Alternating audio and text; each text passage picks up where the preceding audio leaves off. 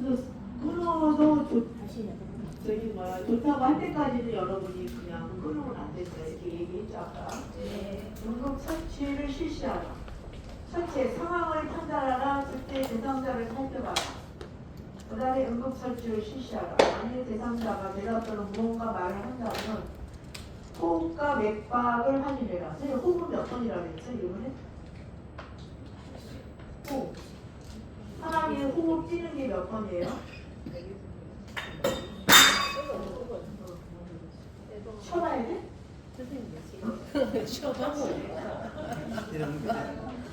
아쉬워요. 1분이 아니겠구나. 선생님 1분에 몇 번이야? 스컬로 쳐봐? 20번이야? 20번. 그렇지. 누가 그랬어? 그러니까 선생님 제일 중요한 건 뭐냐면 정상을 알아야 이 사람이 환자가 이상인가 아닌가라는 거지. 보통 이제 1분으로 하죠. 그러니까 잘 못하면 그냥 시계를 차고 있다면 한 15초에 곱하기 4를 하면 돼. 15초 동안은 3번 쉬었다. 곱하기 4 하면 60초잖아. 그렇죠? 12번밖에 안 하잖아. 그러면 안 좋은 거잖아. 그렇죠? 네. 그래서 보통 1분에 호흡은 20초. 아 20회. 1분에. 그 다음에 맥박. 네? 맥박. 아유 정말 그렇게는 모르시네. 60에서 80이네요. 70에서 80. 70에서 그러니까 어르신들은 좀 빠를 수도 있어. 100번이 넘는 경우도 있어. 정상이라고 볼 수도 있어. 어르신들. 근데 이거가 1분. 이것도 한 15초만 재요. 20회다. 곱하기 4 하면 80회구나. 그 다음에 세 번째로 뭐가 있어? 혈압. 혈압은 120에 80. 120은 우회 혈압을 내. 이렇게 촥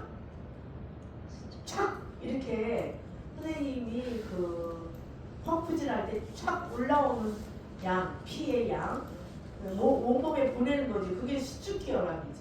그게 120이지. 120. 수축되고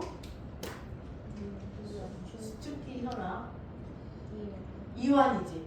촥 이렇게 되면 그냥 그대로 물이 거기에 고여있죠. 우리가 펌프질하면 그게 이완기 혈압이에요. 그래서 80이라고. 130에 90도 정상이고 우리가 혈압이 높다면 140에 90부터 얘기를 하는데 또 그 다음에 또 뭐가 있어요? 체온. 체온은 어르신들이 굉장히 낮아요. 근데 36도 5도를 잡는다면 35도 34도 8도도 왔어. 이게 축축해. 순환이 안 돼서 그런 거야. 네, 그래서 이게 만약에 37도 8도 9도 이러면 뭐야? 감염이 되고 있다는 거지. 이 사람이 열이 난다는 거잖아요. 뭐 때문인지는 모르지만 호흡기 감염이 돼서 그러는지 뭐. 그다음에 또 5번째는 산소 포화도, 산소양, 동맥혈의 산소양. 뭐 저기 중환자실에 가면 산소양이 써져 있어요. 그다음에 막 이렇게 되는데 보면 산소 포화도. 그러니까 동맥혈에, 동맥피에 산소양이 95% 이상이어야 돼.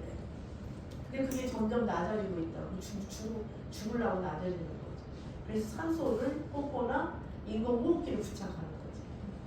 스스로 자가 호흡을 못하니까. 그래서 보통 95% 이상.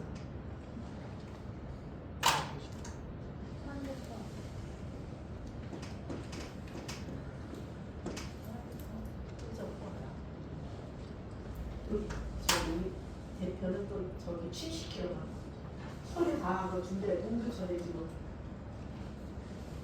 응급처. 또 혼자서는 못하잖아. 그 애기도 비자가 나와야 돼갖고 누구 행정사한테 맡겨야 되고 막 그런 게 지금 솔직히 작전을 하여튼 취직을 한 몇십 분 했어. 이 얘기 저 얘기 막. 근데 안 되더라. 그때 됐다면서 왜 왔어? 요번에 됐어. 응급처에서. 그거는 잘. 예쁘죠? 우리 네, 되게 이쁘네. 근데 아직은 한국 정서는 뭐 베트남이나 저기도 좀 검었지. 스리랑카도 좀 검었어. 인도계는 그렇게 검어지는데 저기 남편은 되게 검었어. 그러니까 사람들이 어르신들이 안 보던 사람들 보면 무섭잖아. 그렇지. 옷 들어오지 마 막 이랬대. 걔는 그 애는 안 그러는데 같이 실습한 선생님이 나한테 그랬어. 그러니 정서에 맞겠냐고 막 이러면서 아우 정말로 색깔을 돋았다니까. 이상한데. 근데 왜 출근 안 해? 네? 오늘 면접. 아니 면접을 해서 통과됐어요. 통과됐다고. 통과됐고 서류가 많아 그런데. 그리고 양주가 그게 있다며. 양주에 관리센터 뭐 이런 게 있다며. 출입국. 출입국 관리국. 거기를 갔다가 아니 시설에서 받아야 돼. 시설에 이제 우리 딸이 같이 가는 거야. 이제 여기 많이 도와줘야 되겠다. 그렇죠. 약한 거는. 그래서 호흡과 맥박이 되게 중요하다. 호흡과 맥박. 무언가 말을 한다면 호흡이 몇 번이고 맥박이 안 뛰면 죽은 거잖아. 네? 네. 그리고 무슨 일이 일어났는지 계속 물어보며 정확한 상황을 파악하도록 노력해라. 이와 함께 다음에 위기들이 있는지 상담한 출혈.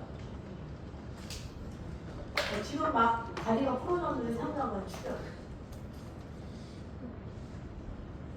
아니 김교선 선생님 112가 112죠 112. 119죠. 아니 119 말고 경찰이죠.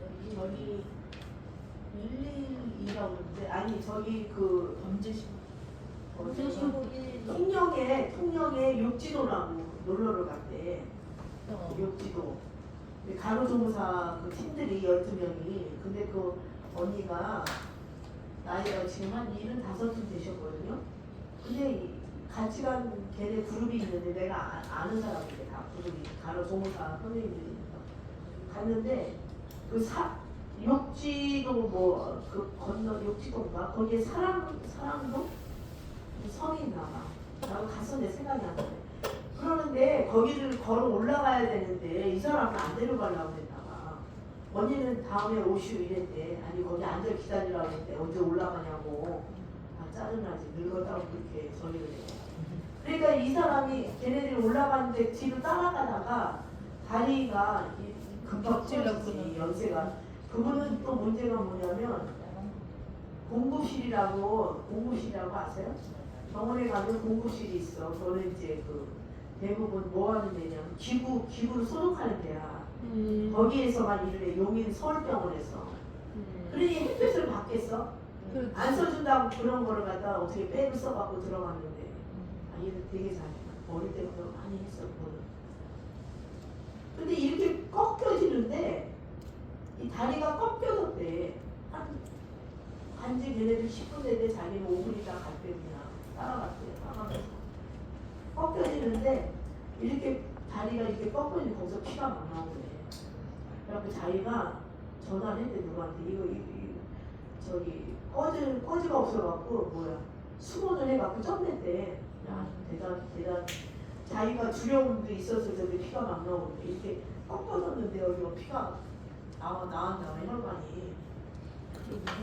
근데 저기 욕지도인가? 거기서 112를 부르라고 그래. 112 부르니까 해상으로 금방 오더라는데. 해상으로. 배가 와야지 여기 통영으로 올 거 아니야. 뭘로 때문에? 해양경찰에 가야지. 해양경찰이구나. 그럼 뭐야? 몇 번이야? 112야? 거기는 112, 뭐다 통합됐어요. 아 그랬구나. 금방 와갖고 금방 그날 자기네 병원에 수술했다고. 그래갖고 욕을 바가지를 했대. 놀러 갔는데 다리가 왜 부러져갖고 짜증나고. 지네들 안 들어. 가만히 있으라 할 때 가만히 있지. 상당한 출혈, 의식의 변화, 의식이 없다. 그 다음에 호흡이 불안정하다. 또 피부색이 변화가 있다. 선생님 피부색이 변화가 있다. 이런 거 뭐 있겠어? 사모. 주식사. 뭐 얘는 떡을 먹다 의사가 여기가 기관지가 맥혔다. 그럼 피부가 이런 데가 푸르동동하겠지. 네? 주식사지. 산소 공급이 안 되는 거지. 신체 일부가 부풀어 오른다. 부풀어 오른다. 어느 때 부풀어 오를까?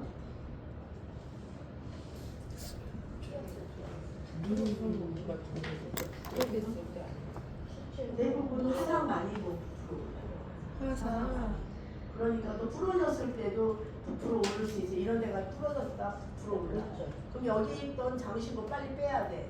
이따가 빼려면 이게 부풀어 올라서 뺄 수가 없어. 네? 무슨 말인지 알죠?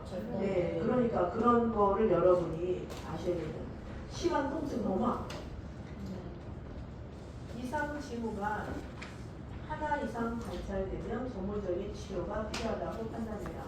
신속하게 119에 신고하고 구급대원이 도착할 때까지 상황별 응급처치를 실시한다. 보통 15분 내에 온다니까 만일 몇 분 정도의 시간적 여유가 있다면 응급처치를 실시하기 전에 기관자가 가족에게 뭐 예를 들면 선생님이 집에서 이 어르신이 넘어졌어. 아니면 질식사가 일어났어. 뭐 이러면 이제 큰일 나잖아요. 그러니까 빨리 기관장이라면 센터장이지. 그 다음에 가족이 나가 있어서 이 일을 겪었다 이러면 그래서 가족에게 연락해라. 만일 연락이 잘 되지 않거나 기다릴 시간이 없다고 판단할 경우는 곧 응급처치. 지금 숨이 안 쉬어져. 네? 호흡도 안 되고 심장이 심정지가 안 돼. 이거는 빨리 응급처치를 해야 될 거 아니에요. 그렇죠? 이때 응급처치란 당황하는 환자 곁에서 손을 잡고 안심을 시키는 행동도 포함하죠. 그런 거 있잖아요. 어르신 아니나 누구든지 풀어진 것 같은데 출혈이 보인다 이러면 놀래지. 이게 죽구나 이런 생각이 드니까 이거는 괜찮다고 좀 안심을 시키시는 게 좋겠죠.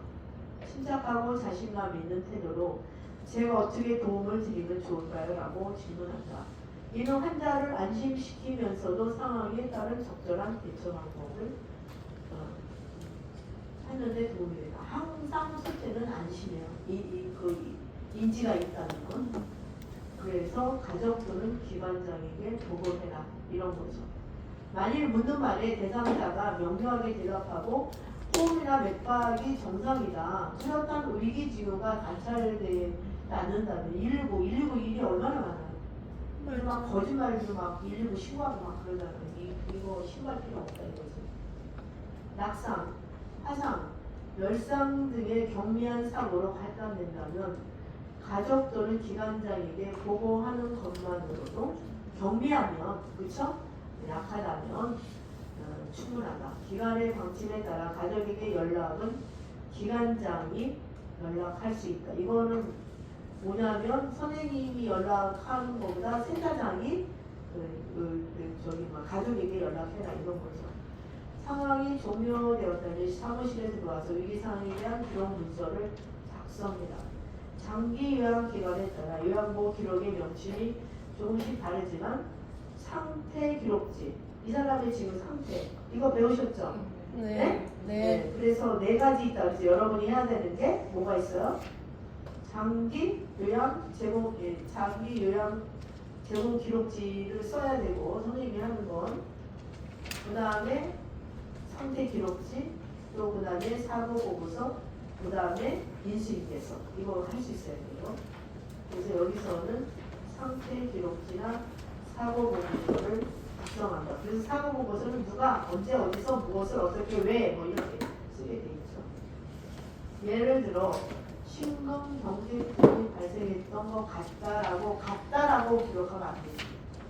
네, 몇 년, 몇 월, 며칠, 몇 시, 몇 분경에 갑작스러운 흉통으로 방바닥에 쓰러져 있는 것을 발견하고 이에 무슨 조치를 하였다. 이와 같은 기록 문서는 위기 상황에 대해 나와 기관을 보호하기 위한 조치다. 이게 뭐냐면 잘못하면 거기 문 닫을 수 있잖아요.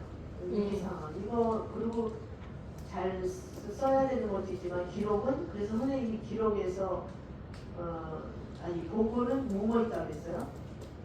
전사방 보고, 저기 구두 보고 그다음에 서면 보고 서면 한다 보고, 했잖아요. 네. 그런 거와 마찬가지로 기록도 여러분이 쓴 기록이 정확하게 남아 있어야 나중에 문제가 생기지 않죠. 재난 상황에 대한 대처. 재난 상황은 화재, 홍수, 태풍, 지진, 정전, 성비, 사고 등으로 뜻하지 않게 발생한 긴급 상황을 뜻한다. 요양보호 대상자는 재난 상황에 가장 취약한 인구 집단이죠. 왜? 늘어져 계속 누워만 있으면 늘어져 있는 사람 제일 힘든 게 늘어져 있으면 그 사람을 들고 지금 화재가 났다 옮길 수가 없잖아요. 네? 그런 게 이제 취약한 집단이라고 이렇게 얘기하는 거고 이와 같은 상황에서 요양보호는 대상자뿐만 아니라 자신의 안전도 함께 지킬 수 있도록 해라. 항상 침착해라. 핸드폰 또는 텔레비전을 계속 켜두고 현재 상황의 최신 정보를 계속 수집합니다. 제가 이제 이런 일이 있어. 제가 이제 조사원을 하면서 많이 위기 상황, 출연해요, 출연. 정말로. 제가 이제 분포에서 조사원을 오랫동안 했지만 제가 한 4개월 논 적이 있거든요. 안 하려고. 왜냐하면 이거 밤새우다가 내 인생 끝날 것 같아. 그래서 안 하려고 그러다가 이제 그 의사한테 그 집을 제가 좀 12개 방을 갖고 있을 때 팔았어. 그거를. 근데 조산사들이 살 사람이 없더라고. 근데 팔고 남편이 공부를 한다 그래갖고 내가 못하게 하려고 공부를 사법고시 다시 본다 그래갖고 내가 못하게 하려고. 근데 인생이 그렇다고 그러고 나보고 청소년 선도위원한테 검사들이 너 남편이 뭐하냐 그래서 법대 나왔다 이러니까 너 공부 같으면 너 예쁘냐 얼굴이? 그래서 그럼 따면은 너 도망가 이러면서 나한테 그래 막 일단 우스개 소리를 그랬죠. 그래갖고 내가 안 한다. 결혼한 지 한 6개월 되니까 삼성그룹을 다녔는데 그만둔다. 공부한다. 그래서 안 한다. 내가. 그래서 팔았어. 내가 조사는 병원에다가. 병원 위치가 되게 좋았고 하여튼간. 근데 아이고 4개월을 노니까 못 살겠더라고. 그래서 이제 어디다 차렸냐면 그때는 분포니까 서울에다 차렸어. 서울 어디다 차렸냐면 구로동. 손님 아시죠? 구로동에 그 가리봉동에 옛날에 공장이 되게 많았어. 네, 그래서 여기는 그 선배는 뭐 모르지. 그 사람은 그때 80이 넘었는데 하고 계시더라고. 근데 자기 그만둔 거래 이제. 근데 옛날에 공부하신 분은 아니야. 우리 같이 강호대학을 나왔고 이런 분은 아닌데 여기 이 동네에다 차려라. 근데 딱 하나만 집을 짓고 있더라고. 4층으로. 그래갖고 거기를 계약했어. 4개월을 놀다가 못 살겠어. 그래갖고 이제 했는데 조사원을 오픈했는데 하여튼 한 달에 70명을 애기가 온 거야. 한 4달 됐대. 왜냐면 열악한 환경이 많았어요. 구로동, 가리봉동, 동천동 그런 데 많잖아요. 그래서 애기를 봤는데 우리 집에서 고대구로병원이 1984년도에 개업을 했는데 나는 86년도에 차렸거든요. 근데 이제 거기 만약에 문제가 있으면 고대구로로 가는 거야. 산모가. 거기 계약을 했기 때문에.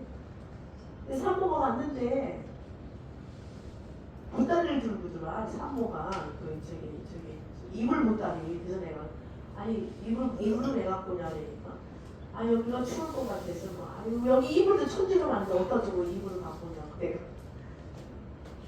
근데 그 사람이 죽으려고 온 거야. 그러니까 딸을 둘을 낳았을 때 병원에서 애기 낳지 말라고 그랬대.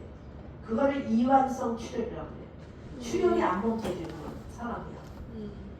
그래갖고 애기 그런데 자궁을 내진한다고 그게 뭐 출혈이 있을 것 같고 없을 것 같고 몰라. 애기를 낳아야지 알지. 그래서 애기를 낳았는데 하여튼간 피를 12명 먹었어. 근데 그게 수출이 안 되는 거야. 수출이 돼야 되거든. 선생님들 옛날에 애기 낳으면 후배가 아프다 이러잖아. 네, 후배가 아파야 되는 거야. 수출이 잘 되는 거지. 자궁이 제자리로 돌아가려는데 아픈 거거든. 자기 자리로 돌아가려고 하게 되면 보통 6주 걸리는 거예요. 아이고 출혈을 하는데 속으로 아유 하느님 아버지 왜 나를 내가 조선어를 했나요 이럴 정도로 콸콸 나. 이 모든 피는 자궁으로 몰리게 돼 있어. 근데 지금은 그런 식으로 안 한다네. 그 의료가 옛날에는 자궁을 드러냈어 급하면 자궁이 온몸에 피가 걸로 모이니까 지금은 그 자궁 위에 거기 오는 혈관을 다 수술 막아버린대. 그치 애기를 못 낳잖아. 그래갖고 가서 애기를 우리 집에 있고 갔는데 하다가 피를 12명 맞으면 온몸을 다 바꾼 거지. 한 파인트가 320이니까 한 병이 320이야. 곱하기 12명이니까 우리 몸이 4.7에서 5.7까지 피가 있다는데 아유 그래도 살았으니까 이거지. 양쪽으로 전해질 합본을 합니다. 양쪽으로 다 꽂았지. 가는 사람 옛날에는 앞편에는 안 하던 것 같아. 저기 차가 욕 지지어 먹지 그랬어 그 사람이. 애기를 낳지 말라고 그랬는데 다른 데서 중환자실에 있었대. 첫째도 둘째도. 그럼 낳지 말아야지. 나중에 알고 보니까 딸을 안 낳으면 가야 돼. 아니 아들을 안 낳으면 딸을 둘을 낳기 때문에 또 임신을 한 거야. 아이고 할머니가 좀 미워서 죽을 뻔했어. 애기를 입양시킨다고 웬만큼 잘 살아. 애기를 거꾸로 들고 나가는 거야. 애기를 내가 봐줄 수가 없으니까. 그래서 내가 일주일 동안 그 집 가서 그 여자도 2박 3일 동안 입원하고 자기 집으로 왔는데 얼굴이 놀이끼리해. 주사를 맞았으면. 네? 애기를 거꾸로 들고 나가서 죽어라 이거지. 딸 낳았다고. 셋째도 딸이었는데. 아이고 정말. 그래서 내가 손님 분유를 줬는데 왜 지가 먹어? 애기를 주고. 웬일이야. 그때 내가 충격받았어. 선생님 출혈을 12번 같지 않으면 가는 거라서. 못됐어. 그렇죠. 그래서 내가 이제 항상 아침마당에 나가니까 그렇잖아. 거기 저기랑 뭐 미리 그게 와 저기 구성 작가랑 PD가 나와갖고 미리 막 적어 이거를 아셔요? 적어갖고 2주 있다가 이메일이 왔어. 와갖고 그것대로 얘기를 하라는 거야. 5시간 물어보고. 그래서 내가 화를 내면서 애기를 당신네는 애기 안 낳는 다 여자들이죠. 애기 안 낳는 애기 낳대. 애기 낳으면서 웃기는 얘기가 어딨냐 그랬어. 그 생명을 책임져야 돼. 아니 나는 그런데 안 나가. 네? 아니 뭐막 비는 거야. 나와달라고 또. 네? 그게 그렇게 하는 거야 걔네. 웃기는. 그리고 나보고 또 비내리 호남서 노래를 또 불러요. 외워지긴 하네. 아이고 정말. 내가 지금 생각해보면 별나만 나보니. 나갔더니 돈을 좀 주대. 짤 찾아봐야 되겠다. 예, 그래갖고 출혈이라는 그러니까 선생님들도 이런 상황을 빨리 판단해. 또 내가 아기를 받을 때마다 기도하고 했다니까. 오늘은 무사히. 네? 예, 그런 게 많아요. 의사들도 그래 나한테. 이야 대단하다. 아기를 그렇게 많이 받았냐고. 산부인과 의사들. 무섭지. 자기들이 지금 요즘에 아기 받으면 못 받겠대. 하도 사건이 많으니까.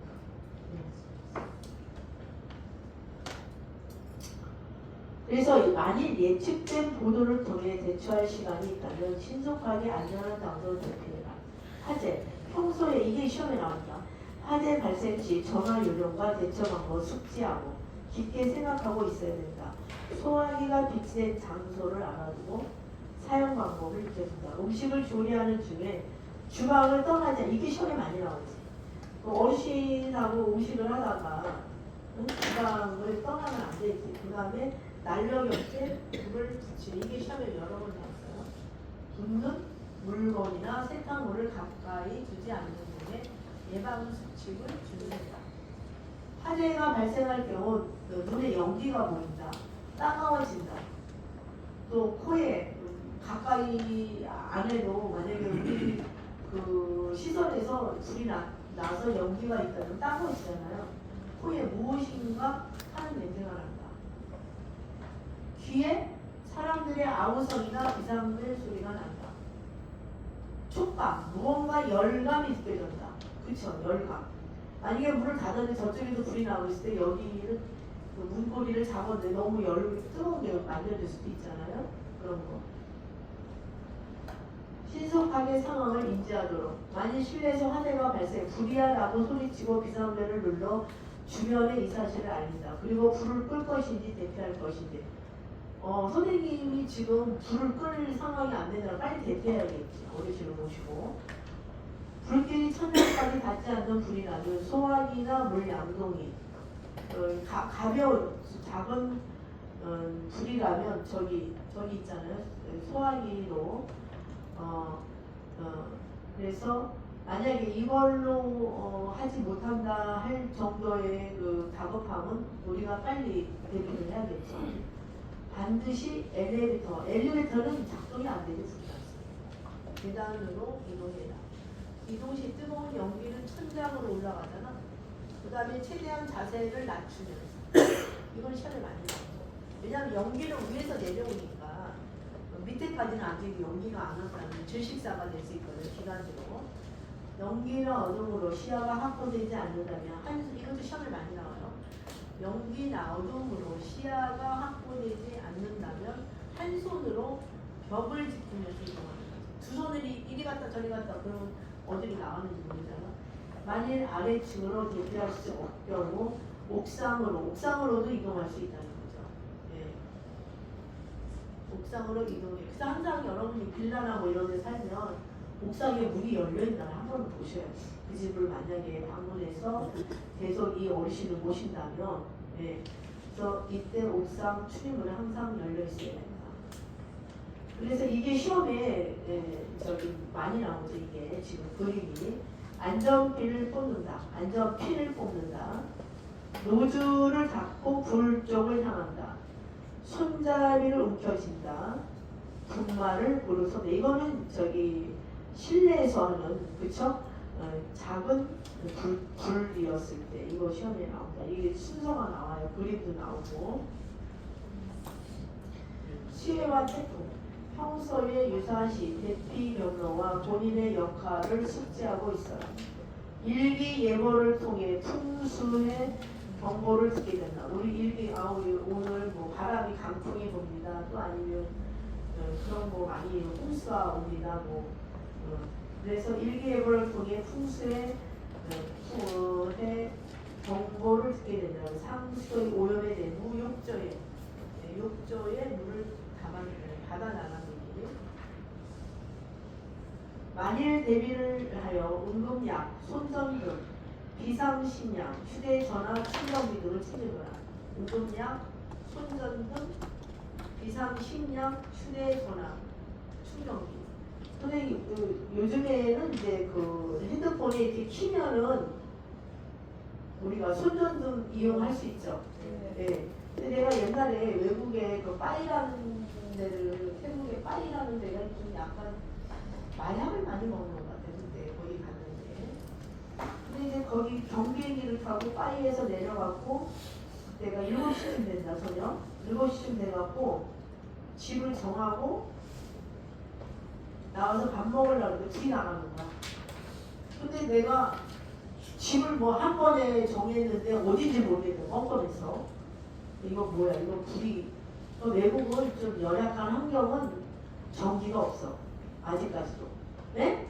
그래서 불이 나가갖고 내가 그때는 한 10년 넘었기 때문에 그때는 우리 핸드폰에 손전등이 이렇게 지금은 있잖아요. 키면 나오잖아. 그게 없어가지고 이거 큰일 났네. 밥집에 앉아있는데 그래. 그 집에서 이렇게 전기가 아니라 무슨 양초를 켰나 하여튼가 그러고 밥을 먹은 적이 있는데 2시간 있다가 들어오더라고요. 열악한 데는 그런 데가 많죠. 네. 우리나라는 그런 데가 있을까? 없죠. 그래서 또 차량 이동 중이라면 속도를 줄이고 미리 연료를 채워둔다. 이것도 시험에 나왔어요. 침수가 우려되는 낮은 지대. 우리가 침수가 많이 우려되는 데가 이게 작년에도 문제가 생겼어요. 작년인가 재작년에 비가 많이 와갖고 지하에서 장애인이 못 빠져나왔잖아요. 솔직한 얘기로. 네. 하천변 3길 공사로 가로등, 신호등, 전신주 근처, 방파제 옆으로. 내가 저기 이상하게 그 제주도를 내가 2번이나 한 번은 혼자 가고 한 번은 뭐 결혼 때는 옛날에 가고 하여튼간 내가 혼자 누구랑 간 게 3번이었는데 갈 때마다 비가 왜 이렇게 많이 와? 그러니까 방파제에서 그 파도가 엄청 치니까 어디를 못 혹시나 내가 쓸려갈까 봐 가까이 가고 있으면 된다니까. 그런 경우도 있죠. 만약에 저기하면 물이 집안으로 이거 시험에 여러 번 나왔어요. 이거 660에 물이 집안으로 흘러 들어오는 경우 모래주머니 이게 시험에 나왔어요. 모래주머니 등으로 사용을 최대한 막는다.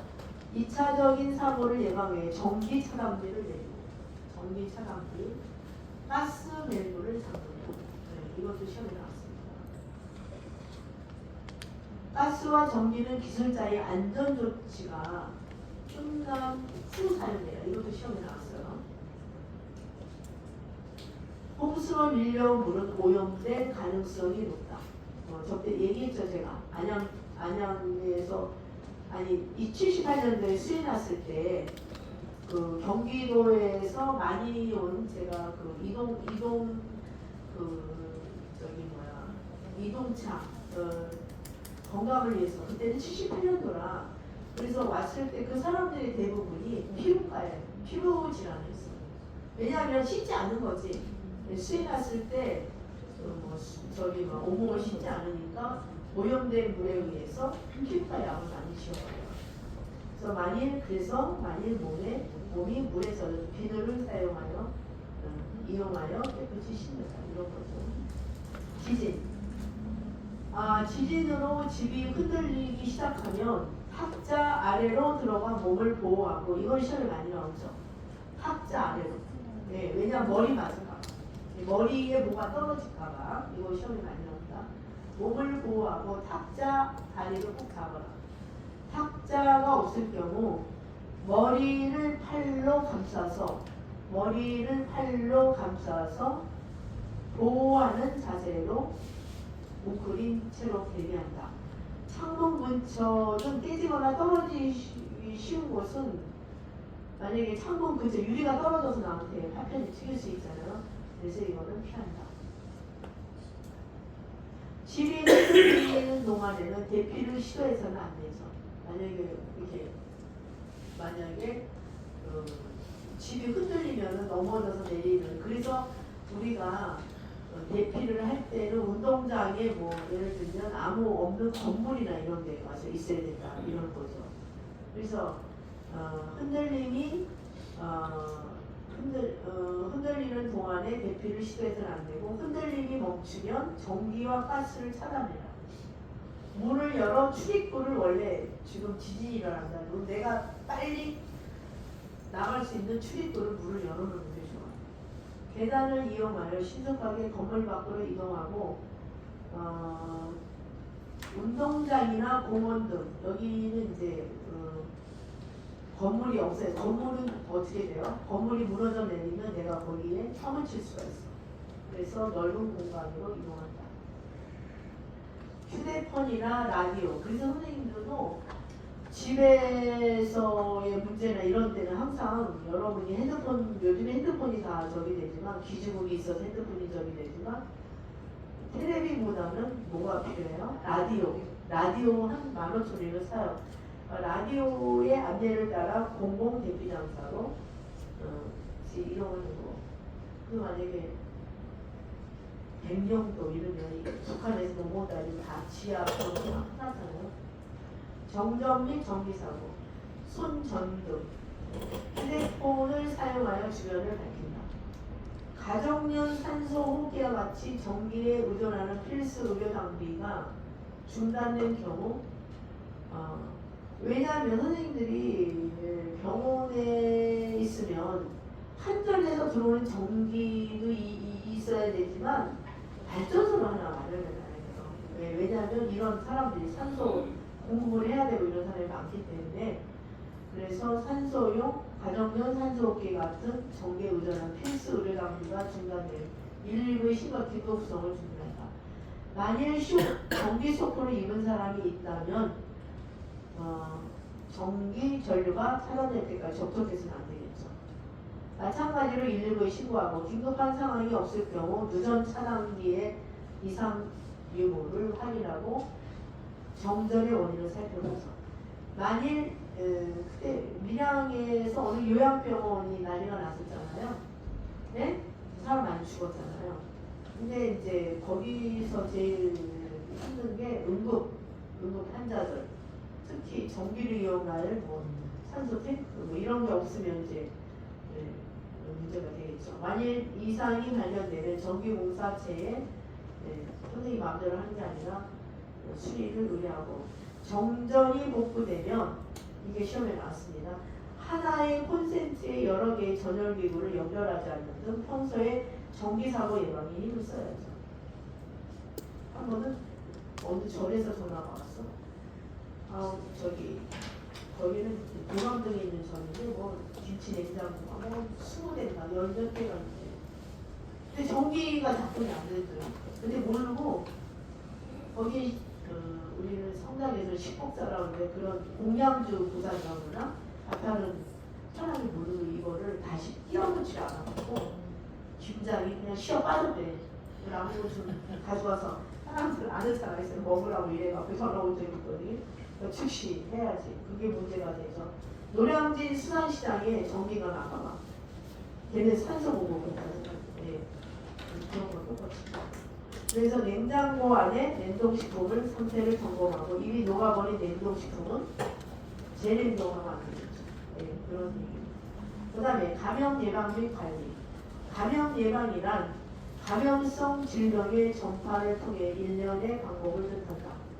한 사람으로부터 다른 사람에게 감염성 질병은 옮겨질 수 있다. 이때 한 사람은 요양보호사가 될 수도 있고 함께 거주하는 다른 가족이 될 수도 있다.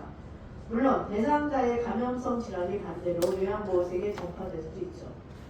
뭐 감기, 뭐 요즘에 유행하는 독감, 뭐 코로나가 이런 거는 따라서 요양보호사는 대상자와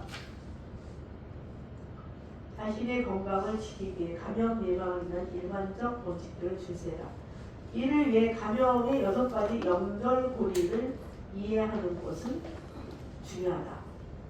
연결고리가 어느 거냐? 미생물. 이 그림으로 보면 미생물. 세균이나 바이러스나 곰팡이나 기생충이 이걸로 인한다면 환자가 감염이 되겠죠. 또 사람은 누구를 통해서?